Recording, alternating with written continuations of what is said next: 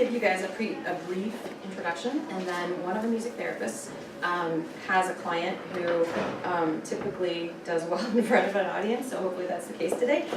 She was going to have him come in and do a little demonstration. Depending on his mood for the day and whether or not he's being flexible with the transition, we may go to him, which is right across the hall. So we'll see how it goes. So if the walkie goes off, then you got it. All right. So I'm Tanya Corso. I graduated from the University of Dayton in music therapy a long time ago.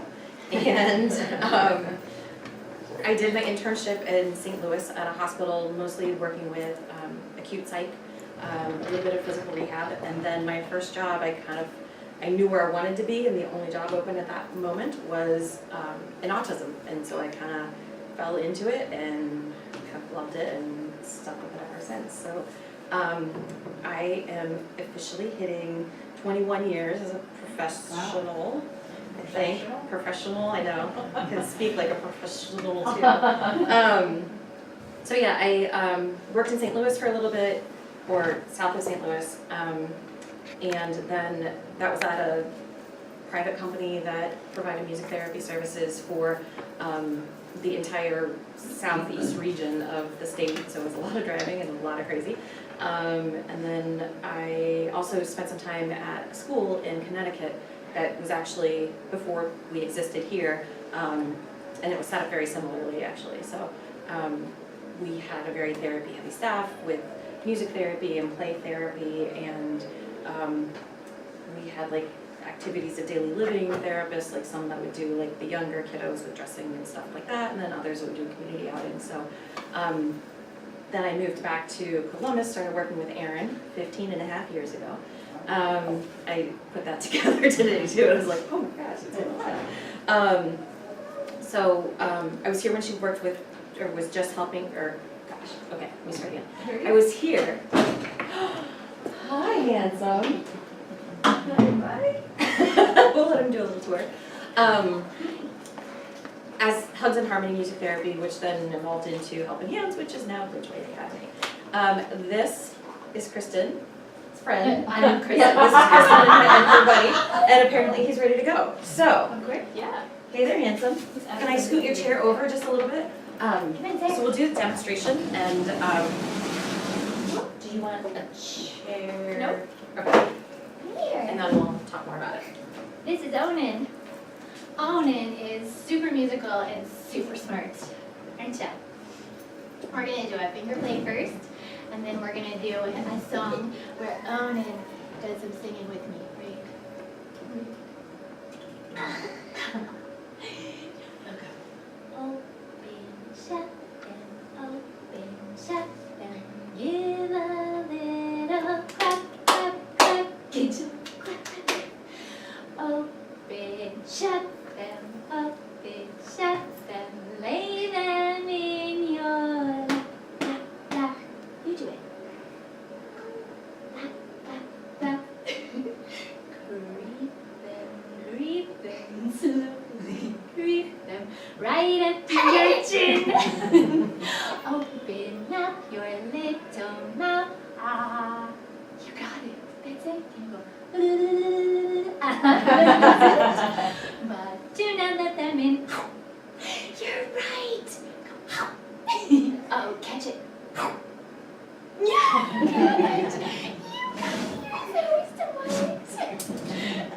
Do you want to talk a little bit about that?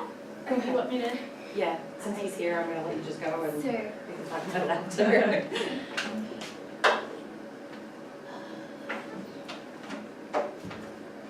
Let's do some singing. Let's do it. If all the raindrops were lemon drops and gumdrops, oh, what a rain that would be. That's it! Good job, sir! Oh, I'd stand outside with my mouth open wide, singing. Ah, ah, ah, that's it. Ah, ah, ah, ah, ah, ah, ah. That's it. Oh, if all the raindrops were lemon drops and gumdrops, oh, what a rain that would be. Yeah. Do you want more? You're so sorry. Yeah, that's it. Let's do one more verse, okay? Oh, if all the snowflakes were... Hold on just a second. No. Let's get a tissue. Shall we? Get a tissue. Oh. Ooh, that. I know. Oh, if all the snowflakes were candy bars and milkshakes. Oh, what a snow that would be. Yeah, that's right. Oh, I'd stand outside with my mouth open wide, singing. You do it, Cole.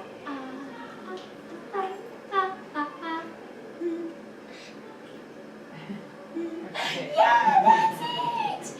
Oh, if all the snowflakes were coming from this... Oh, no, that's not it. Ice cream. Oh, what a snow that... Tissue box and go. Thank you. So I didn't realize that I had this scheduled at the exact time that she has the cutest kid in the school, but it worked out well. So we'll talk a little bit about what she was working on. Obviously, you can see a lot. What you might see though as a finger play, like the wheels on the bus or things like that. What we're looking for as a music therapist is fine motor imitation, and can they sit in a space for an extended period of time and follow the directions of somebody else. Just the joint attention of sharing that experience with others. A lot of our kiddos with autism, joint attention is a main deficit for them. So they're very good at attending to things that are their own, but sharing that experience with somebody else has been really tricky. So music therapy is one of those areas that can really support opportunities for joint attention and for our kids to work on it. It is typically a pretty reinforcing medium for them, and it's just been really cool to see some of the kiddos that, you know, they might be appearing to be out in their own little world, and then you start singing a song that's one of their favorites, and then all of a sudden they're just like completely hooked in. They'll sit for, I had a kiddo that has a hard time sitting for 3 minutes at the table. He sat for 20 minutes with me while we were singing a song. We were doing bubbles, obviously, that's a little more reinforcing with that too, but that is not something that he's typically able to do. So just sharing that experience and building in that people are just enjoyable, and it's not just for, I want that. Like, I feel like a lot of our kiddos, we start with requesting so quickly with them, and, you know, especially with food and the edibles, which is huge for them, and they need to be able to request for things.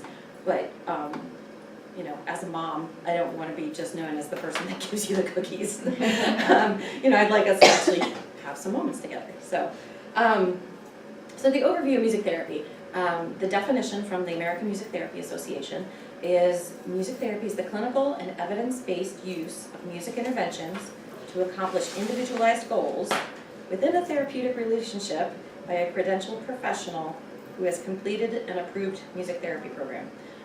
We are a really broad field, and so that's why our definition is so wordy, because I think unlike some of the other therapies that are a little more mainstream, we're not quite understood. So I had a parent that I was working with, and I'd been seeing her student for a year, and I had a new intern come in, and I introduced her. I was like, oh, you know, this is my intern, she's gonna be with us for the next 6 months, and then she'll be finishing. She's like, oh, why is she working with you? I'm like, she's finishing her degree. They're like, oh, there's a degree for that? Yeah, there is. Which I appreciated that she was paying for music therapy services out of pocket, but also I needed to do a better job of advocating, like our history and our background and things like that. So the qualifications for becoming a music therapist. There is, at the minimum, a bachelor's level degree. Here in Ohio, we are now up to 5 schools that have it. 2 of those schools now have master's programs with Dayton and Ohio University. There's a brand new bachelor program at Marietta College. And then there is Baldwin Wallace and Cleveland State University on the north side of the state. We here, like in music therapy, our degree is going to look a lot like you have your basic music skills or your music courses with oral skills like learning, being able to identify pitches and things, just like your ear training. There's also music theory with just like the math behind the music, but then we're also learning all the different instruments, and we have to be proficient on piano and guitar and voice. We also, most of us end up with a lot of coursework in psychology. I think a lot of us end up with a psych minor just based on like one elective. And we are a pretty broad field in general, so we have classes in gerontology, so that if we have music therapists that are working in with Alzheimer's or Parkinson's, or they just understand a little bit more about the aging process, or child development, or all of the mental health and the psychology and abnormal psychology and that sort of thing. So it's a pretty packed, full bachelor's program. There's a lot of talk about moving to a master's program. It's somewhat cost prohibitive because we are still a pretty small field, but I have a feeling that's going to be happening. But the other component of our undergraduate work is that we have a requirement of 1,200 clinical hours. So it's basically the equivalent of working 6 months full-time with no pay typically. So it's kind of like the student teaching a little bit is how I kind of equate it to some of the other professions. Like we have a lot of students here from OT or PT and speech, and they are here for small chunks of time that is not a 40-hour a week for 6 months. Like it's a much longer, intense type of thing. And I think a good chunk of that is because music therapy is so in the moment, and you have to be able to adapt to different situations. There's not a prescription of, you have this kid with an articulation disorder, so I'm going to work on X, Y, and Z methodology, and this is going to be what works. Every student has different musical strengths and musical preferences and things like that, so we really have to be able to adapt in the moment, especially at a facility like Bridgeway. If our students aren't flexible by the time, our music therapy students aren't comfortable and flexible when they come in, they're going to be flexible by the time they get out, because there's just no other option here. So we at Bridgeway are a national roster internship program. I just did the history of our music therapy program. We tomorrow will be finishing our 33rd intern and graduating them out of the program. I was also looking back, and I think most of our music therapists, our former interns, are actually still practicing, which is pretty impressive for our field. We have, I think, around 350 to 400 board certified music therapists in the state of Ohio, which is one of the larger states, but it's 30 out of 400 is actually a relatively high percentage. So after they finish their clinical coursework with us, they're eligible to sit for the board certification exam. It is a national certification exam, competency based, and they go take the test, and if they pass the test, they get the credential of MTBC. Music Therapist Board Certified is what it stands for. So we here have 5 full-time music therapists on staff, and we are worked into tuition. So all of our students get 30 minutes outside of the classroom, and then 30 minutes as part of their classroom group. So we're taking a lot of those skills that they need more than one-to-one instruction on, and then being able to generalize it once we bring it back to the group as well. So, yes? Per day or per week? Per week. So 30 minutes of individual or pull out, depending on what we feel is most appropriate, or less than additionally 30 minutes a week. Sorry, I misunderstood that, but I think that's what you're asking. Okay. So as music therapy has evolved, we've kind of been an organized profession since 1950. A lot of that started with World War I and II veterans coming back from war and what we now know as PTSD. They had a lot of these veterans were in the hospital when they were shell-shocked and having issues with that, and the music was, these music educators were going in, or music performers were going into the hospitals and realizing how much it could benefit. So that's kind of how it's evolved. There were also a lot of music educators working with students with developmental disabilities. So we were kind of on the early ends of that versus gerontology and wellness programs and pain relief. There's a lot of medical music therapy now too, and things like that. So getting more into Bridgeway, I'll talk a little bit about Onan. Hopefully you will remember him pretty quickly, but if not, we'll go through some of the stuff that she was working on. So the first thing she did was open shut them, and that was one of the finger plays. So finger plays, it could be like the Itsy Bitsy Spider, it could be the Wheels on the Bus, things like that. There's also a lot of camp songs that can be considered finger plays. It's kind of a natural part of any preschool setting or kindergarten setting, and things that just naturally happen. So what is a typical classroom interaction for most regular classrooms, what we're seeing as a music therapist is that I'm really working on the imitation, the fine motor, having them be able to cross midline when they're doing like the wipers on the bus, swish, swish, swish, or being able to use two hands, either in parallel or in alternating motions, because sometimes those are really tricky things for our kiddos, and just getting both sides of their brain to work together. Another thing, like I said, was the joint attention and sound imitation. You can see he was a perfect example of he's getting the oral motor movements. So the muscles are going the right way, but he's not necessarily equating it with turning on his voice and synchronizing that. When you think about the whole concept of speech and how many processes are involved, it's a lot more complicated than what just works naturally for us.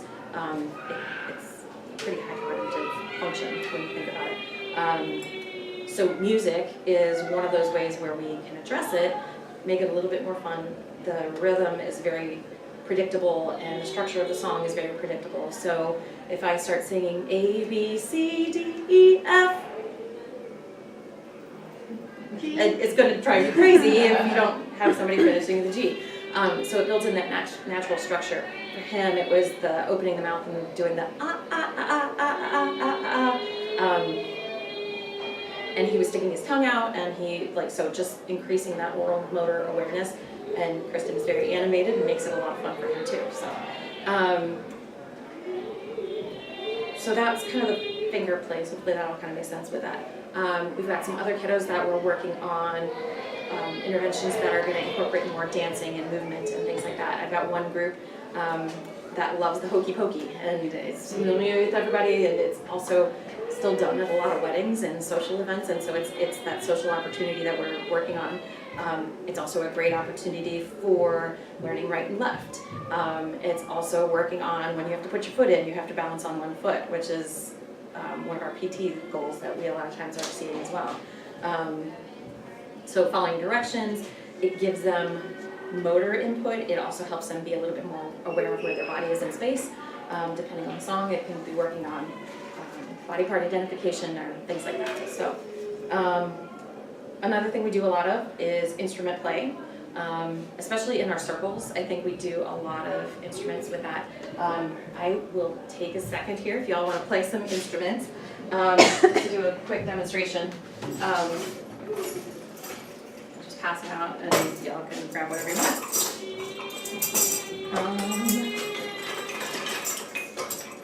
Find the right stick. Okay, so this is the frog. You rub its back. Oh, that's cute. The apple shaker, and jingle bells,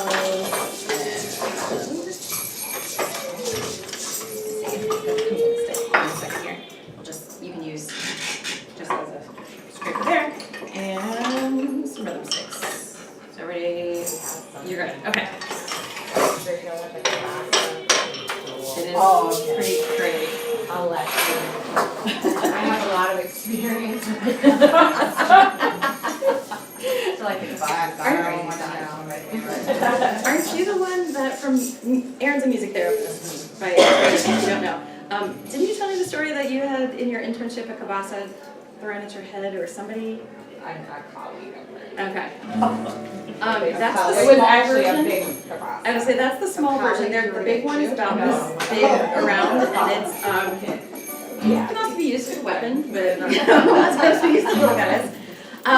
So a lot of times we'll just come up. It could be for songs that the kids are liking.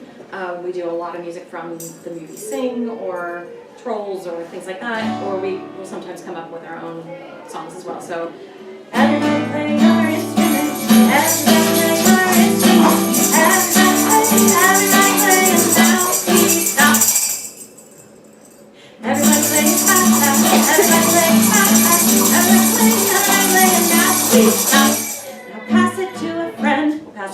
play around the circle. The instruments are not for your mouth. Just everybody sing.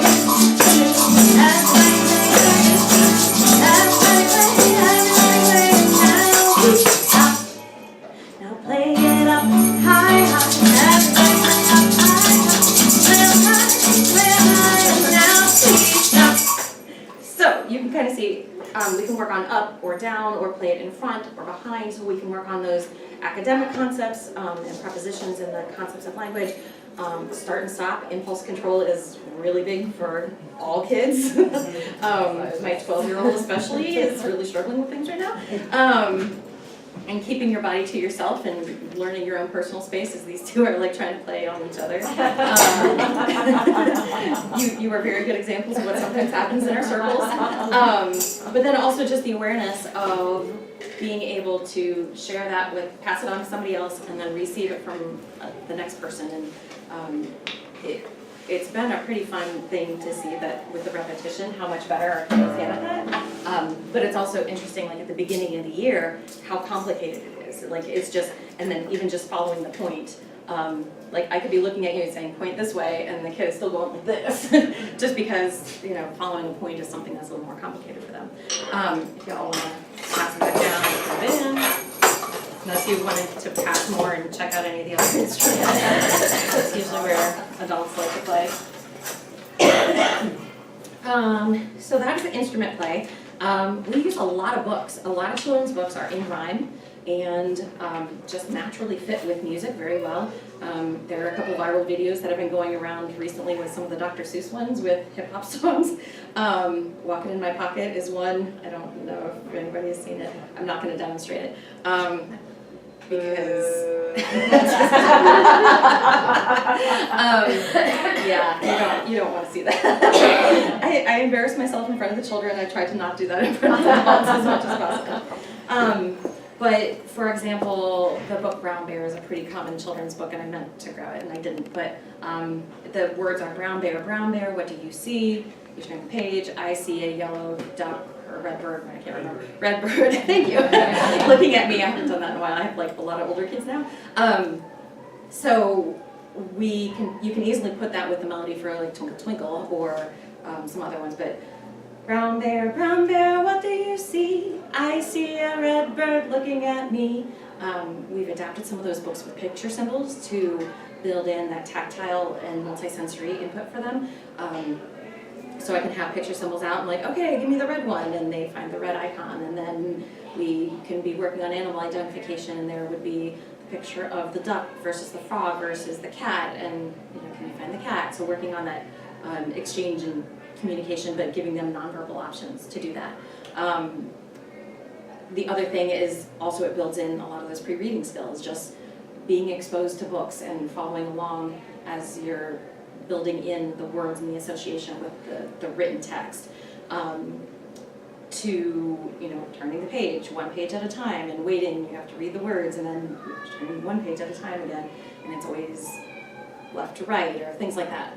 Just some of those things that we definitely have kids that the first time they'll pick up a book, they'll just grab it and flick it, or they'll want to flick it back and forth and just see the board book like fanning or things like that.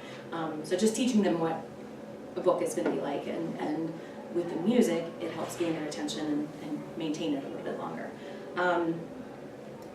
One of the cool things with the books, I've had a couple of students that have been into the same books for a long time, and while I know sometimes as parents we are annoyed with that and those perseverations, but it offers a really great opportunity to then keep scaffolding those skills.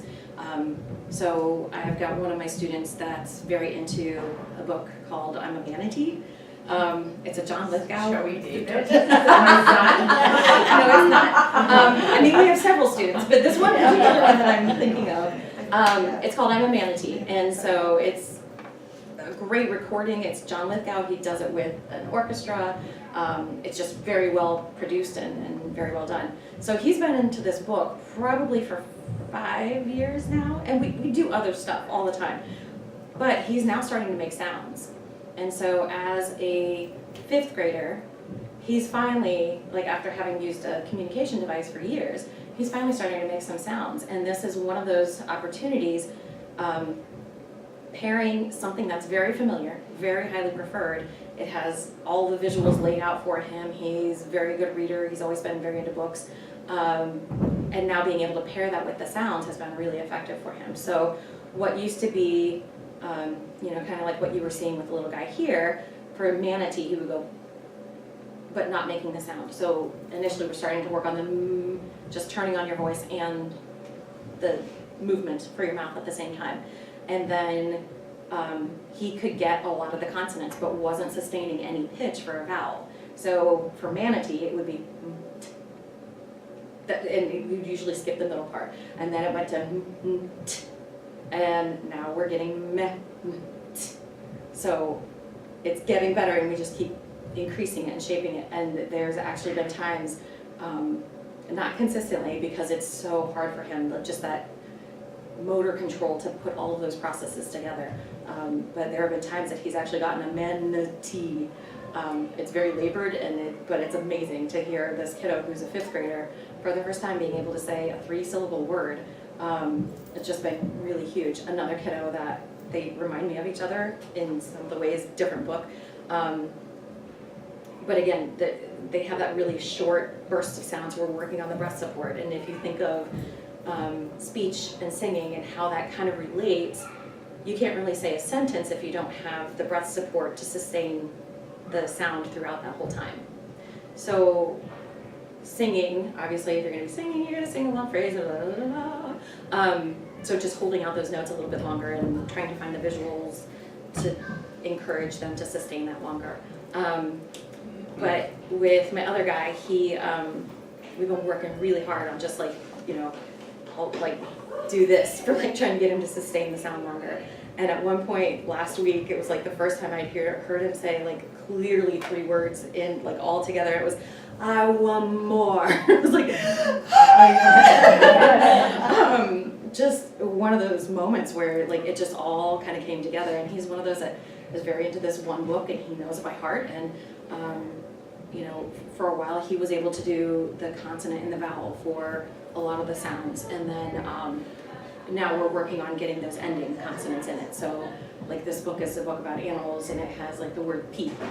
So he would always go peep, peep, or like, which is great, but also has different meaning, versus peep, or the word chick. He was really good about getting the chick. For some reason those 2 sounds were easier for him versus a chick, like getting the vowel in the middle between the 2 harder consonants. But he's getting it now, and now we're getting the I want more, like in all one fluid phrase, which is just fabulous. It's very exciting to see. Hey Tanya, Yes. why don't you tell us a little bit about when you work with a speech therapist and how you support one another when you're working on goals like that? Absolutely. Yeah. So we do a lot of collaboration specifically with speech therapy. Sorry, I just realized what time it was. We do a lot of collaboration with all of our therapists, with all of our teachers, but especially with speech therapy because there is such an overlap between language development and singing. And just, it really helps accentuate both of them. So whether it's going to be with a student who has a speech communication device, are you all familiar kind of with, they're like, it might be a program on an iPad where it's like voice output and like, okay. So we've got some of our students that are just learning how to do that. And so one of the key components of using their device is teaching them the language and teaching them the meaning, and that the word more can mean the same thing across a lot of different settings. So it's always going to mean continuation, but that's a really abstract concept for kids to learn. So more could mean more of that song, or more could mean more of the instrument, or I want more tickles, or things like that. To learning new vocabulary, we've also got one of our students is signing, and so we'll teach her new songs that have certain targeted signs in them, and working together. So we're providing the medium for them to work within, and then they have, they can just focus on either imitating or like, you know, showing them the sign and modeling the sign for them, or showing them where it is on the device, or things like that. So it just builds in a lot more natural opportunities.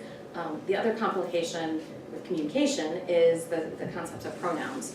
And so if I'm trying to say my turn and I want you to give it to me, but then for you to say my turn, I'm supposed to give it to you. So there's just that ambiguity going back and forth. And so any of the social language, it's really helpful if you've got another therapist in there, so that I can be playing, okay, my turn, and then if she can prompt, like to help with the pronouns. So it's like this third person always prompting, so there's not the first and second person pronouns getting confused. Hopefully that all makes sense. We've also been doing more and more co-treats with PT, which has been fabulous. As our PT department has kind of continued to grow, and they're now doing classroom groups. They're with our preschool 1 and 2 classes. The little guys, we're doing music and movement groups that are collaborated with them. Some of that might be just using the music to support doing an obstacle course. If any of you were we had a school show a month ago or so, and one of the groups did, it did a song, Walk Along the River, and the PT was facilitating the obstacle course, and the music therapist is playing, and using the musical components to support the action. So if I've got a student who really is struggling to jump, we're going to talk use the music to put the energy into where the motion is. So instead of this would be more for a stomp. Like if you think of, because that's where the force is coming down, versus a jump might be where you're like gearing up and trying to get them to go from there. Or if we're working on tiptoe, obviously we can do volume, makes a big difference for them. If we're doing skipping or galloping, you've got so just using the rhythm and the structure of the music to help support the different movements and kind of illustrate it a little bit differently. It also helps them with sequencing and just tying it all together. And some of our kiddos have a hard time, like they can do all those motions independently, but then if you ask them to do any 2 of them at the same time, like stomping and clapping or whatever it may be, it gets a little more complicated, but the music helps provide that structure for them to be successful within. So, would you like me to talk anything else? Very good. Okay. So I think it really depends on the strengths of our music therapist here. Kristin, who you saw, has a master's in English, and she has been very into the Autism and Shakespeare program. She's doing some really cool stuff with some of our older students, working on having them write their own script and choose songs and creating a performance, and using the music within that, but also using the help of a speech therapist and the construct of Shakespeare. I mean, when you think of, a lot of times when you think of kids, period, much less kids with developmental delays, you don't always think Shakespeare. So it's been this really cool opportunity to bring something that's normal to them and give them that opportunity for performance, because we do have some kids that are really, really motivated by an audience, and it's pretty fantastic to see. So I was a voice major. One of the things that I use a lot is singing. And again, that goes along with the language development anyway. And we talked about just how the different things get pieced together. With little guy here, he was doing but he didn't have the sound on. I have a 19-year-old who has just started more consistently making sounds, and is just showing all of a sudden this desire to want to talk more than he had ever had before. So we started out with just him vocalizing anything on cue, just him turning on his voice, because he wasn't able to vocalize on cue. And then we were working on, he had been pretty good about the bilabial sounds, the M, B, P, getting his lips together, or the E, or trying to shape it for the O. So he was able to imitate those motions, but he wasn't putting everything together. So, fun story, he really likes the song Mbop, which works out really well for you 90s music people. So the chorus is just Mbop, Mbop, and we've simplified it so it's just that part. And getting him to, we hold out the so that way he has that extra bit of time to get both the motion and the voice turned on, and then trying to get him to pair it with the opening of the mouth. So he's gotten really good at the trying to get him to open now. Just even a ma is like really complicated, so that's like where we're at next. He's like one of those kiddos that you can just see the apraxia working so hard, where you know he knows what he wants to do, but he cannot figure out how to make his mouth do it. And it's like, it's so amazing to see how successful he can be, but it's also so frustrating for me to watch him and not be able to help him more, because like it just, he's trying so hard. So gonna keep working on it, and hopefully we'll keep making some good progress there with him. So that's like the one side of things, versus I also have another student who, she sings everything. When she sings things, she is much more easily understood. If she's requesting, it's just gonna be, I want the guitar, please. I want the guitar, please. And I can't always understand her, and if I give her a steady beat, sometimes it slows her down, but if I can put it to a melody, one of the songs that she's been really into, if you listen to pop radio, is the song Bad at Love, and the chorus is, I'm bad at love, ooh, ooh. So if I can translate what she's trying to say, when she's speaking it very quickly, I can say, I want that guitar, ooh, ooh, and she'll sing it back to me, and I can understand her, and we try to reinforce that concept. And she also pays attention really well when I give her a direction. I was actually talking with her OT yesterday, and she's like, she had a great session, I sang everything I wanted her to do, and she did everything, and it was great. I was like, that's how it usually works with her. But, you know, for example, she needed to go to the bathroom. She got really distracted by just the acoustics in the bathroom are awesome, and they can sing, and she's all over the place, and I'm like, go to the bathroom, ooh, ooh, or pull down your pants. Like literally every step, get the toilet paper. And she, like, it went so much quicker because she was cued in. I know it sounds ridiculous, and I feel ridiculous sometimes when it's happening, that we're singing pop songs with going to the bathroom, but it's so much more effective for her. It just cues into a different part of the brain where she's able to process those directions. Because if I just said, okay, let's go to the bathroom, pull your pants down, okay, now get the toilet paper, hey, we gotta wash our hands, she's still just gonna be in her own little world, versus if I'm singing the instruction. Funny fact, it works really well for typically developing children too. My kids hate it. But anytime they're not paying attention, I'm like, we need to go to the table for dinner, or whatever, just coming up with any melody. And they're like, oh my God, would you stop doing this? I'm like, well, I asked you 3 times and you're still on your device. So there are natural consequences for everything. So one of the other things, are we good to go right till 1, or do we need to finish before that? Okay. Okay. So looking at music, one of the other things that we do a lot with our older kiddos is songwriting. Whether it's with the music therapist, or we've actually had a group come in, the Dick and Jane project, and they did a really cool songwriting project with some of our middle schoolers, where they wrote their song and they had it produced, and it's actually been on CD 101, the radio station, and it's been a really cool thing. I've got a student who is 8 years old, very, very super verbal, like incredibly, just really smart kid, really impulsive, and no self-awareness. And like, it's just so interesting to see his body is moving about 5 times faster than his head is. And so like getting him to actually stop and think about what he's doing and the repercussions for what's gonna happen, it's really tricky.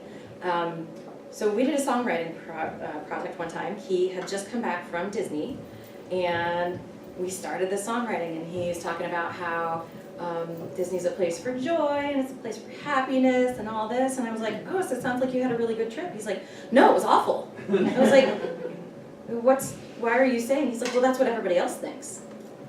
I was like, that's really interesting, because for him, it's standing in line, it's 1 million people, it's a lot loud, he has no structure, no predictability, and he hated it.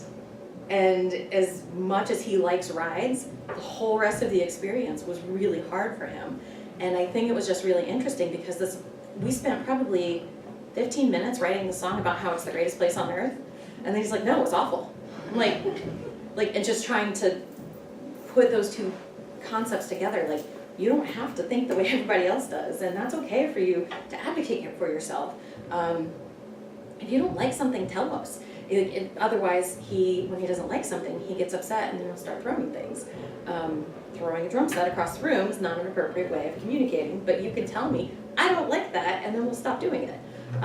So just trying to build in more of those natural reactions and natural responses and opportunities to practice has been really big for him. Another thing I do a lot with him is he loves the drum set. He's very much like he's got the maturity older than you would think, but the impulsivity is still that of an 8-year-old. But I feel like I ended up talking to him like I would talk to my middle schooler. And so we're doing a drum set and he thinks it's cool and everything's great. I'm like, okay, we have to control your body. If you can't hear what I'm saying, you're playing too loud. And again, that helps him give some perspective of what I do impacts other people. And he's like, well, I don't like this instrument because it's too loud. I was like, you are controlling it. Like, you're the one playing it. You can either choose a softer mallet if you want, or you could just play it like this instead of playing like this. And he's like, oh. And like, you could just see like this light bulb came off. Like, he had no idea he had control over it. It was just so fascinating to me. So yeah, that was my guy with drumming. Another thing that we have sometimes worked on with drums, we talk a lot about music in general affects the brain differently than other things. There is a diagram in your handout, I can't remember which page it's on, but there is a diagram of the brain, and there have been some really cool imaging studies and products from research that's come out as fMRIs, like that technology has developed.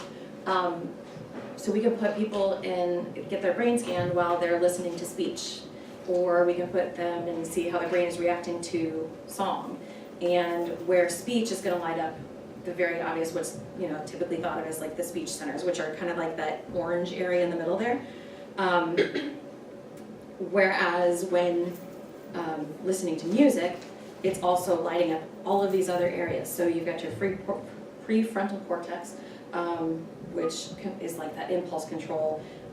You've got the sensory cortex, the motor cortex, the emotions, like your amygdala is involved in like your emotional reactions and things like that. So something that when you're working with someone who has a brain injury or is just their brain hasn't developed in the same way, we're able to access different parts of the brain to do a similar task and then hopefully kind of reroute the pathways. There's, in the world of physical rehab with music therapy, there's been some really, really, really cool stuff going out. If you ever want to look up Gabrielle Giffords, she was the representative? I thought she was, or senator, whatever. She was a legislator at the national level, and she was shot in the head, and it was a left side injury to her brain. So the left side, which is typically thought of as the speech center, was affected. She went through music therapy and relearned how to talk. And there are some news articles on her process and just seeing her like even relearning how to walk and talk and all of these basic things, because it was able to reroute those things in a different way. Parkinson's is another thing where we've seen, like, it's the closest thing to magic that I've ever seen when I was a woman with Parkinson's.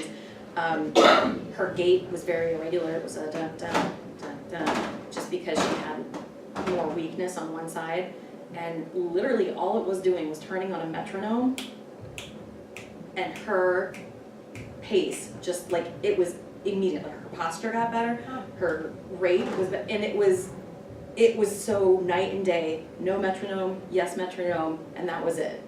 And it was, like I said, it was the closest thing to magic I've ever seen, because there were no tricks. It was just, that was it. So we looked at the tempo that she was typically at, and we looked at what songs she really likes. She was a big fan of AC/DC, and her tempo was very similar to that of Back in Black. If anybody knows AC/DC, but it's more of a hard rock, like a real driving beat. The da da da da da da da. She was regularly falling going out to get her mail. So we had her, I'm like, start singing that song in your head. And her falls decreased quite a bit. And it was very clear when she was focused and when she wasn't. Like if she was thinking about the song versus if she was having a side conversation with somebody, you could see that her brain wasn't engaged in that rhythm, like whatever she was thinking. So it was fascinating. So one of the other things with our kiddos, we talk about using both sides of their brain, which involves also using both sides of their body, things like that. Some of our kids, a lot of our kiddos, when they're little, especially like going back to the wheels on the bus, I've got so many kids who do this because they can't work in midline.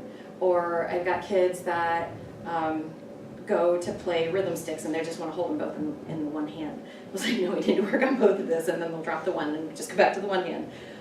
So just using the visual and the tactile input and all of that to work on using both sides of their body at the same time, and crossing body. So I've got one student who's, she's 15 now, just turned 15. But I was told by her dad that he's like, don't worry about working on a crossing midline, she's never gonna get that. I'm like, she's very capable of getting it. It was just this very interesting thing. And I was talking with the PT, and she's like, anything that you can do to work on fluidity of movement, because everything's just very jerky with her. It's not like this fluid movement. So we worked on using paddle drums. So I can demonstrate if somebody wants to come up. Anyone? Okay. So what you're going to do is you're going to cross. And so you're alternating like there, yep, hit it.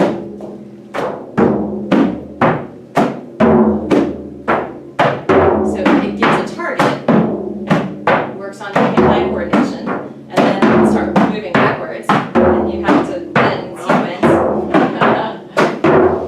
and then you go backwards. So there you go. And after one session, she was crossing midline consistently. So Dad was like, oh, there's no way she's ever gonna get that. Like, don't even waste your time. And I'm like, she's a musical kid. Like, it's going to do things differently, you know. And it was just really very eye-opening. Again, just for him to be able to see her abilities and not to just assume that because she hasn't been able to do it with these other settings doesn't mean she can't do it in music. So that, I think, is most of what I was going to talk about, because I did want to leave a little bit of time for questions. Also on here, so you've got like the basic qualifications. There are some just snippets of research with music therapy. If you are ever interested in reading up on some research, I'm sure you do, you're welcome to let me know and I will find it for you and get you the articles. And then there's kind of the actions or the interventions that we use here at Bridgeway, and then the diagram of the brain. Just if you have any questions, let me know. But if you have, yeah, I don't know what I'm trying to say. Do you want to give them your email address if they do ask you? Yes. Question. I don't know, I didn't see it on here, but maybe you did. Oh, I didn't. Yes, It's it such a good is. presentation until then. I know. I just ruined the whole thing. It's tcorso at Bridgeway, Ohio.org.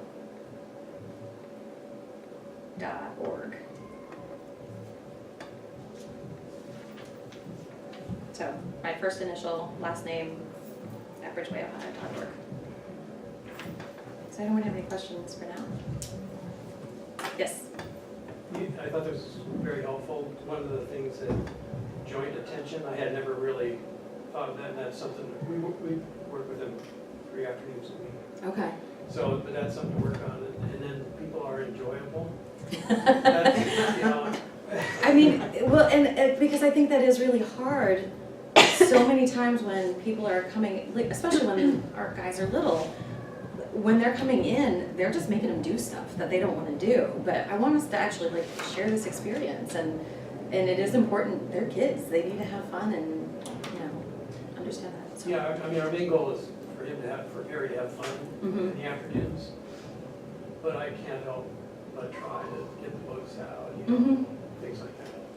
And that's okay, books can be fun and other things can be fun. I think it's just always trying to keep the big picture perspective. It can't just be about work and just be about sitting at a desk and doing your work and Right. go to school. I mean, school is great, but they're still kids, so, And can I ask another question? yes. I was interested to hear all the OT, ST, PT, all these groups. And I'm not the parent, so I don't come to the parent-teacher conferences. But I'm extremely curious about, is there someone that's leading / managing an individual child's progress? And you mean through those different therapies or overall, we're all together? Overall through Bridgeway. So we have program directors and program managers who probably are the closest to helping to manage that. They work and oversee the classrooms, but then also serve and help to be a liaison between therapies, making sure that the therapists are communicating with the teachers and vice versa.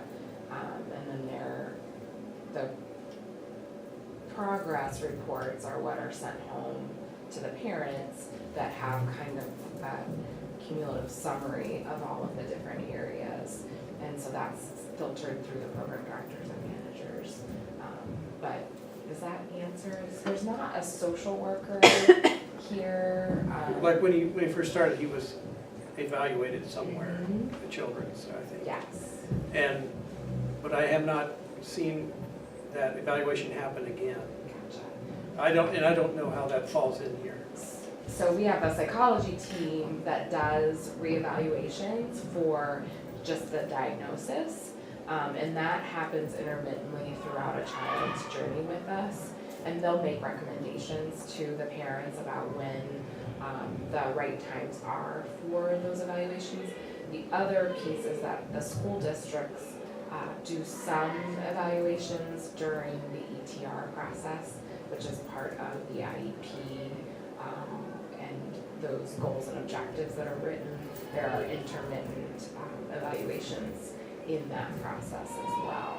And it depends on the district. Yeah, it also depends on how the family wants to access some of those assessments in our psychology team here, because there is some other funding that's involved with that. So sometimes they might have an outside psychologist and they're not utilizing our psychology team, so that outside psychologists would do more of those assessments. And a lot of times an outside psychologist will do those types of assessments about every year. But that doesn't mean that it's everybody who's on that team, like an OT, the occupational therapist, the speech therapist, the physical therapist. It depends really on what information is trying to be gathered, and again, how they want to access those services that we do have to be offered to them. I'd also say each discipline has a different set of evaluative tools that they use. So a PT might have an evaluation tool that they use to develop physical therapy goals for that child. An OT might have a different tool, a speech therapist or music therapist. So they all kind of work together to determine what the right timing is to do those tests. Same with the classroom, they use several different assessment tools to try to get those regular assessment opportunities. Thank you. I think for you guys, especially for working with Perry at home, if it ever helps you to have some of those strategies or ideas from the therapist, as long as we're given permission to share that information, I can't imagine why they would say no to letting us share that information. We'd be more than happy. The therapist, they can copy it and send it home so that you guys can get it too, because we're just trying to help and see what is he motivated by? What really how did you get that response from him at school? How can I get that at home? What books is he into? What does Yeah, that's what I'd love to know, so that I can coordinate, tie in what I do at home with him, an art project or whatever. Sure. And, a song or book or things I can do at home that maybe he's also seeing at school, Right. that kind of.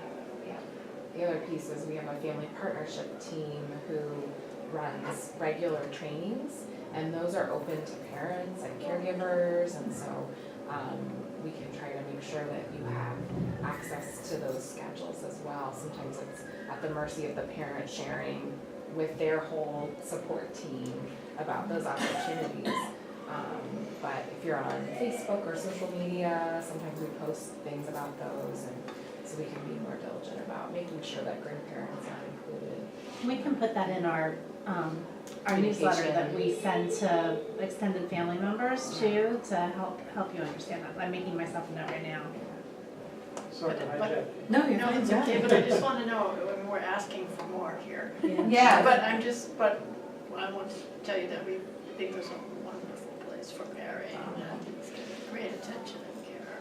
You see the progress. Good. Yeah. He's a very loved little boy. Sure is. Yes, he is. The other thing I was gonna say, it's the strength and also a challenge potentially sometimes, because we have so many different professionals coming in, between the program director, the program manager, the lead teacher, all the other teachers, plus the 4 therapists with physical and occupational speech and music therapy. We, every 8 weeks roughly, have a team meeting for each classroom, so all of those team members will come in and meet on and talk about each student and go through that. So it really helps us to stay on the same page. Not helpful for you, but I think it's been really beneficial to see, okay, this is what's working for me, but this is what I'm struggling with, what's working in this other discipline, or how is the classroom handling this behavior, or things like that. So we try really hard to communicate as much as we We're can. asking, where that planning happens. That's what Yeah, so, and I think that lead teachers are all pretty good about keeping everybody, they seem to be kind of the hub of the information, like, because they're the ones that deal with the teachers and the therapists and the program managers and directors on a daily basis, so I feel like a lot of times they're the ones that are kind of the main messenger for us. Yeah, there's a lot of people here, obviously, There's a lot. to keep track of, right? Like, you're like, okay, here's a program director, and their program managers, and we have our music therapy manager, and then we have our therapy director, and then we have our speech therapy. I mean, there's a lot of Yeah. different people who I remember we have coordinating. parents that come in for parent conferences, and there'll be one parent with like 8 people, like 8 to 10 people with your 4 therapists and your 5 or 6 teachers, and they're like, whoa, like I did not expect this. But I think it's also really beneficial for everybody to be on the same page, so. Questions? Thank you, Tanya. Thank you, Tanya. Thank you. I think my mom wants to become a music therapist. Yeah, you are our best music therapist.